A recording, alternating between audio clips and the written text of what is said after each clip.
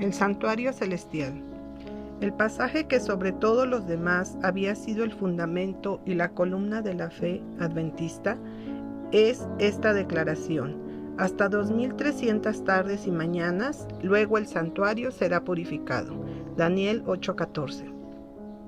Esas habían sido palabras familiares para todos los creyentes en la pronta venida del Señor.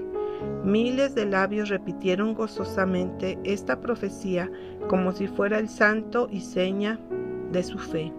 Todos creían que de los acontecimientos predichos por ella dependían sus más brillantes expectativas y sus esperanzas más acariciadas. Se demostró ya que esos días proféticos terminaron en el otoño de 1844, en concordancia con el resto del mundo cristiano. Los adventistas sostenían entonces que la tierra, o a menos una porción de ella, era el santuario, y que la purificación del santuario era lo de la tierra por medio de los fuegos del gran día final. Creían que eso ocurriría en ocasión de la segunda venida de Cristo. De allí la conclusión de que Jesús volvería a la tierra en 1844. Pero el tiempo señalado llegó y el Señor no apareció. Los creyentes sabían que la palabra de Dios no podía fallar.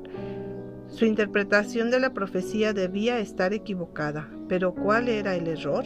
Muchos cortaron temerariamente el nudo de la dificultad, negando que los 2300 días terminaran en 1844. Ninguna razón se podía dar para asumir esa actitud, excepto que Cristo no había venido en el momento cuando se lo esperaba.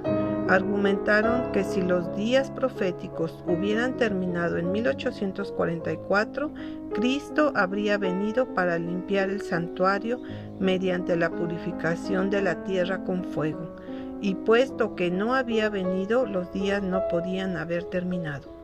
Aunque la mayor parte de los adventistas abandonó sus antiguos cálculos de los periodos proféticos y por lo tanto negó la validez del movimiento que se basaba en ellos, unos pocos no estuvieron dispuestos a renunciar a puntos de fe y a una experiencia que tenían el apoyo de las Escrituras y del testimonio especial del Espíritu de Dios. Creían que habían adoptado sanos principios de interpretación en su estudio de las Escrituras y que era su deber aferrarse firmemente a las verdades que ya habían obtenido y continuar en el mismo plan de investigación bíblica. Con ferviente oración revisaron sus convicciones y estudiaron las Escrituras para descubrir su error. Como no encontraron error alguno en su explicación de los periodos proféticos, se decidieron a examinar más cuidadosamente el tema del santuario, el santuario terrenal y el celestial.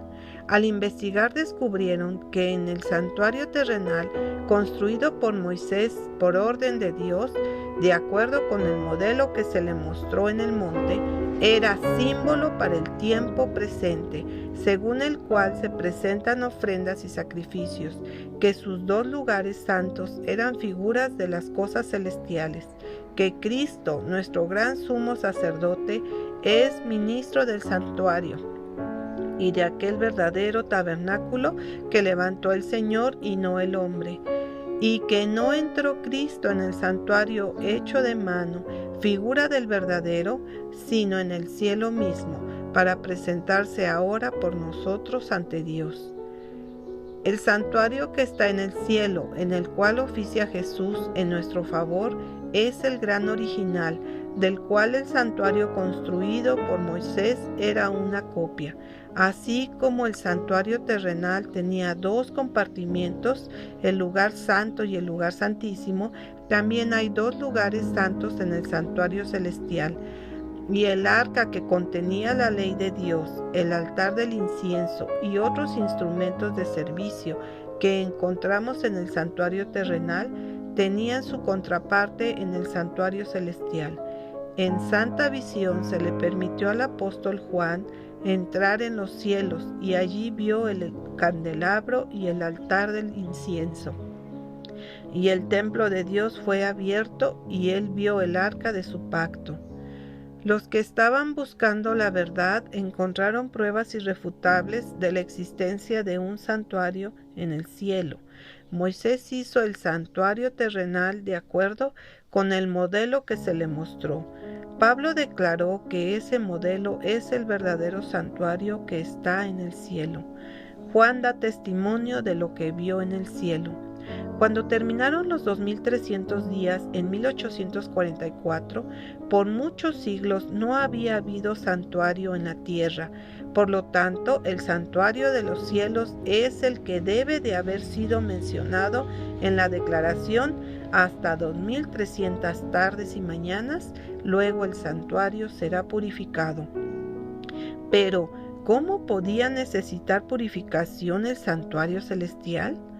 Al volver a las Escrituras, los estudiosos de la profecía descubrieron que esa purificación no se refería a impurezas materiales, puesto que se lo debía hacer con sangre y por consiguiente debía de ser una purificación del pecado.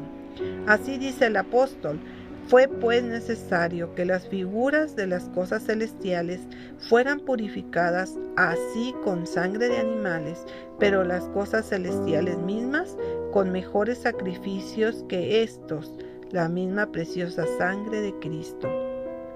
Para saber más acerca de la purificación señalada por la profecía, era necesario comprender el ministerio que se lleva a cabo en el santuario celestial.